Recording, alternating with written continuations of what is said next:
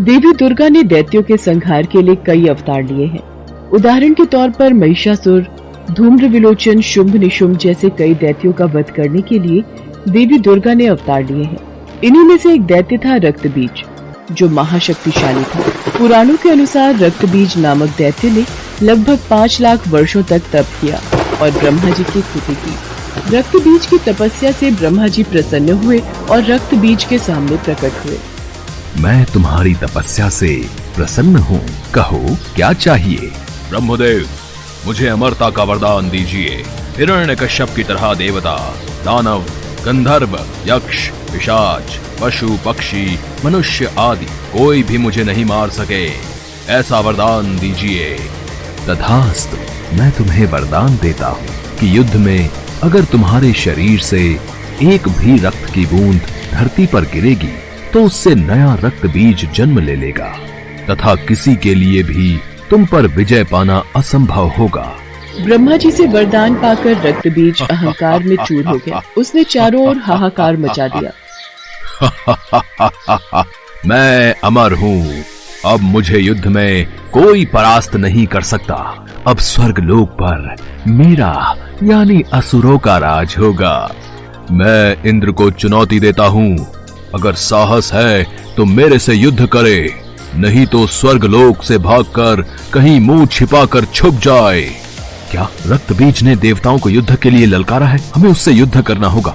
राक्षस और देवताओं में युद्ध होने लगा। वरदान मिलने के कारण रक्तबीज और भी शक्तिशाली हो गया था। ये देखकर इंद्र सहित सभी देवता घबरा गए।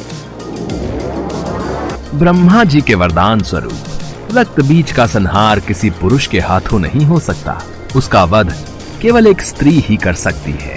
आपको भगवती दुर्गा की स्तुति करनी चाहिए। उन्होंने अनेकों राक्षसों का वध किया है। आप उचित कह रहे हैं देवर्षि नारद। हम सब देवी दुर्गा की स्तुति करते हैं। अब इस संकट से वही हमें पार लगा सकती हैं। और सभी देवता देवी दुर्गा का ध्यान करते हैं और देवी दुर्गा वहाँ प्रकट होती है। देवी भगवती, हमें रक्तबीज नामक राक्षस से मुक्ति केवल आप ही दिला सकती हैं। हमारी सहायता कीजिए माँ। आप सभी निश्चिंत रहिए, रक्तबीज नामक दैत्य का संहार अवश्य होगा। उसे उसके पापों का दंड अवश्य प्राप्त होगा। देवताओं को आश्वासन देकर माँ दुर्गा ने रक्तबीज को युद्ध के लिए ललकारा। तू एक साधारण अबला स्त्री मुझे युद्ध के लिए ललकार रही है। तू मेरा कुछ नहीं बिगाड़ पाएगी। रक्तबीज, अब तेरी मृत्यु निश्चित है। मेरे हाथों से तू नहीं बच पाएगा। अच्छा, तू मेरा वध करेगी? देखता हूँ ये कैसे संभव होता है।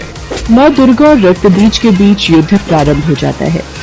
माँ दुर्गा के वार से रक्तबीज घायल होता तो रक्त की बूंद धरती पर गिरने से ढेरों रक्तबीज पैदा हो जाते। एक रक्तबीज मरता तो दूसरा सामने आ जाता। माँ दुर्गा उसके अंग काटती तो धरती पर रक्त की बूंदें गिरकर फिर से रक्तबीज सामने आ जाता। ये सब क्या हो रहा है? ये रक्तबीज मारा क्यों नहीं जा रहा? नारायण नारायण। माते, रक्तबीज का वध करने के लिए रक्तबीज के रक्त को पीना होगा ताकि वो धरती पर ना गिरे। ब्रह्मा जी के वरदान के अनुसार रक्तबीज का रक्त पृथ्वी पर गिरते ही अनेकों रक्तबीज पैदा हो जाएंगे। इसका संहार करने के लिए ऐसा कुछ करना होगा ताकि रक्तबीज का रक्त पृथ्वी पर ना गिरे। अच्छा, तो ये बात है। देवर्षि नारद, इसके लिए मुझे चंडिका को बुलाना होगा। देवी पार्वती को माँ काली का रूप धरना होगा ताकि वो इस दानव का रक्त पान कर सके। तत्पश्चात मैं इस राक्षस का संहार करूंगी। इसके लिए तो देवताओं को देवी पार्वती से विनती करनी होगी कि वो माँ काली का अवतार लेकर इस दानव का विनाश करें। सभी देवता माँ पार्वती का आह्वान करने लगे। देवी पार्वती देवताओं के समक्ष प्रकट हुई। देवी पार्वती, आपको काली रूप धरना होगा ताकि जब भी मैं इस राक्षस पर प्रहार करूं, आप इसका रक्त खप्पर में लेकर रक्तपान करो। आप चिंता मत करो देवी दुर्गा, मैं इस दानव के रक्त की एक बूंद भी धरती पर नहीं गिरने दूंगी। देखते ही देखते माँ पार्वती ने काली का रूप धर लिया, जिन्हें देख दानव तो क्या देवता भी थर थर कांपने लगे और उनके समक्ष हाथ जोड़े खड़े रहे। माँ काली ने दैत्यों का गिरता रक्त पीना शुरू कर दिया। इससे नया दैत्य उत्पन्न नहीं हो रहा था। माँ काली ने अपना मुंह विकराल कर लिया। उन्होंने कई राक्षसों को निगल लिया। माँ काली का क्रोध बढ़ता ही जा रहा था। सब दैत्य मारे जा चुके थे, केवल रक्तबीज का वध होना ही बाकी था। देवी दुर्गा की जय, देवी काली की जय। हे कालिके, रक्तबीज का वध तभी होगा जब इसके शरीर का सारा रक्त बाहर निकल जाएगा, आपको रक्त बीज के रक्त का रक्तपान करना होगा और ध्यान रहे कि रक्त बीज के रक्त की एक बूंद भी धरती पर न गिरने पाए। ऐसा ही होगा देवी दुर्गा। देवी दुर्गा और रक्त बीज में युद्ध होने लगता है। रक्त बीज देवी दुर्गा के प्रहार से बच रहा था। देवी दुर्गा ने रक्त बीज की भुजाओं पर वार किया। माँ काली ने रक्त को खप्पर में ले लिया और रक्तपान किया। देवी दुर्गा ने रक्त बीज के सिर को काटकर धड़ से अलग कर दिया और खप्पर में रख दिया। माँ काली ने सारा रक्त पी लिया।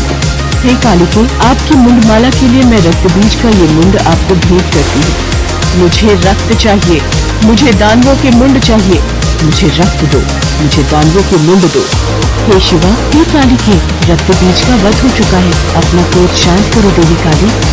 मुझे दानवों का रक्त दो, मुझे दानवों का मुंड दो, मुझे दानवों का रक्त दो, मुझे दानवों का मुंड दो। कालिके को रोकने का बेकी उपाय है। भगवान शिव वही कालिके क्रोध को शांत कर सकते हैं। देवाधिदेव महादेव, माँ काली का क्रोध बढ़ता ही जा रहा है। उन्हें रोका न गया तो उनके क्रोध से पूरी सृष्टि का विनाश हो जाएगा। मुझे रक्त दो, मुझे मुंड दो, मुझे रक्त चाहिए, मुझे मुंड दो, मुझे रक्त दो, मुझे मुंड दो। देवी काली का क्रोध आक्रामक हो गया था। देवी काली क्रोध की अग्नि में बढ़ती जा रही थी। उनका क्रोध शांत नहीं हो रहा था। अचानक भगवान शिव धरती पर लेट जाते हैं और देवी काली का पैर उनके ऊपर पड़ जाता है और भगवान शिव को अपने चरणों में पड़ा देख देवी काली की जीभ बाहर आ जाती है और वो अपने वास्तविक रूप में आ जाते हैं। महादेव, आप मुझे क्षमा कीजिए, मैंने क्रोध में आपकी ओर देखा नहीं। उसके पश्चात सभी देवी देवता भगवान शंकर और माता पार्वती पर फूलों की वर्षा करते हैं।